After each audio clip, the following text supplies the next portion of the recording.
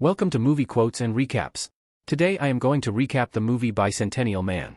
On April 3, 2005, Richard Martin bought a NDR series robot from Northam Robotics. The Martin family is fascinated by seeing the robot. But when Richard started it, Amanda got scared. She asked what is it, and her older sister replied that it was an android. And Amanda mispronounces it as Andrew. That's how the robot got his name. In the evening, Richard takes Andrew to the basement, where he will stay and charge himself. The next day, Andrew cleans the basement, fixes the broken phonograph, and then serves dinner to the family. That same night, Grace called Andrew into her room and asked him to jump out the window. Richard calls a family meeting and stipulates that Andrew is to be treated as a person and as a member of the family, rather than a household appliance. One day, as Little Miss was playing with her glass horse's figurine, Andrew broke it. Then he studied a book on wood carving and made a wooden horse for Little Miss as a gift. Richard is astonished by his sign of original creativity and takes Andrew to his manufacturer, Northam Robotics, to inquire if all the robots are like him. The CEO of the company sees this development as a problem and wishes to scrap Andrew, or, as he puts it, fix him. Richard disagrees and takes Andrew back home. While they are walking, Richard makes a decision to cut back on Andrew's workload and allow him to pursue his own development, and he feels responsible for helping Andrew become whatever he is able to be. Andrew starts carving wood while Little Miss is watching him. Even when getting a wood, she is with Andrew, and during the night, Richard is teaching him. Andrew still does household chores every day. Richard even taught Andrew a joke. In the morning, while serving breakfast, he tells jokes to the family and makes them laugh, and they really treat Andrew now as part of their family. Later that day, Little Miss taught Andrew how to play the piano. Many years have passed, and Little Miss is now a teenager. One day, Richard brings Andrew to meet their family lawyer and help Andrew open a bank account. When Andrew is damaged, Richard again takes him to Northam Robotics for repairs, but stipulates that if they attempt in any way to alter Andrew's positronic brain, the company would be liable for the projected revenue Andrew's creativity would generate over his operational lifespan. Andrew requests that while he is being repaired, his face be altered to convey the emotions he feels but cannot fully express. Thus begins Andrew's outward transformation from robot to android. Time passes by so fast, and Amanda is getting married, and that is the first time that Andrew is wearing a suit and now can do facial expressions. After the reception, Richard watches himself dance with Amanda through Andrew's memory projector. He gets sad and realizes that time goes by so fast, and now his two daughters are married.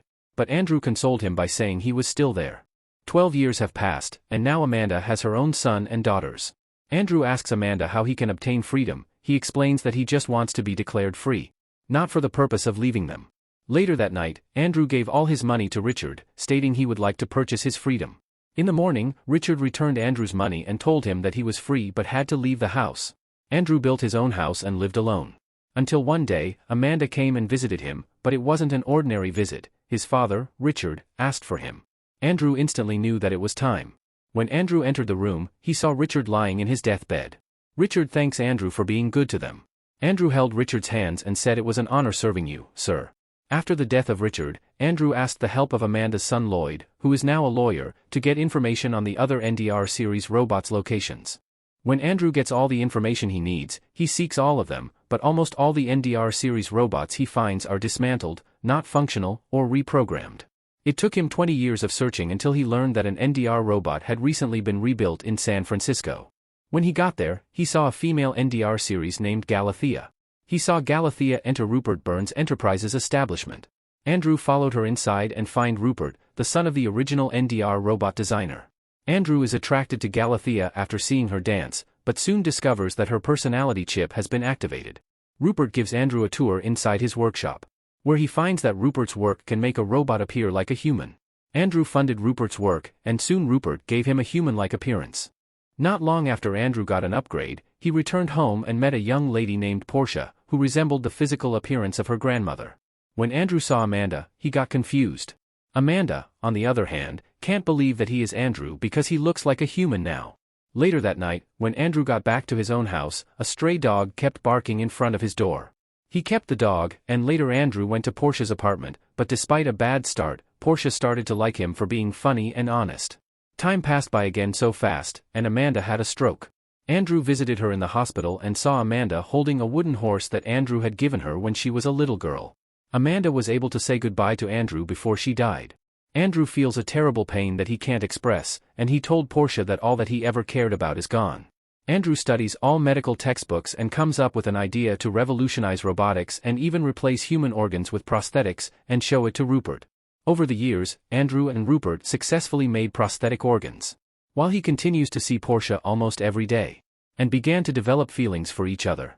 But when Portia told Andrew that he could not invest emotion in a machine, Andrew decided to have his nervous system upgraded, which would make him feel more human. Then he went to see Portia to give the good news, but Portia is getting married. The next day, Andrew and Rupert sneak into Portia's engagement party, where Rupert notices that Andrew is jealous and in love with Portia.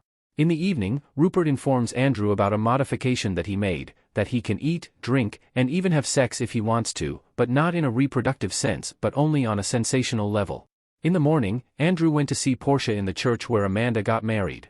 In there, Andrew was able to convince Portia not to marry her boyfriend and even propose to her, which she accepted.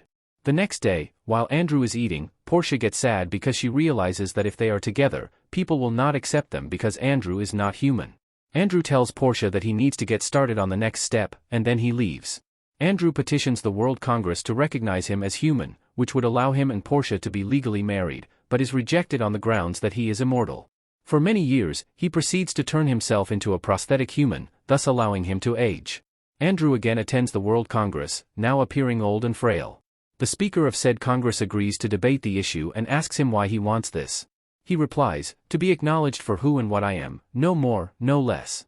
Not for acclaim, not for approval, but the simple truth of that recognition has been the elemental drive of my existence, and it must be achieved if I am to live or die with dignity."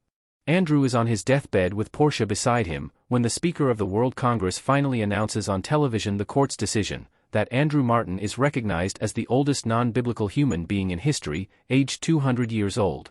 The speaker also finally validates the marriage between Portia and Andrew. Andrew died while listening to the broadcast. Portia orders their nurse, Galathea, to shut down her life support machine. Portia holds Andrew's hand and whispers, "See you soon," before she dies. Thank you for watching movie quotes and recaps. And for more videos, please hit that subscribe button and hit the notification bell.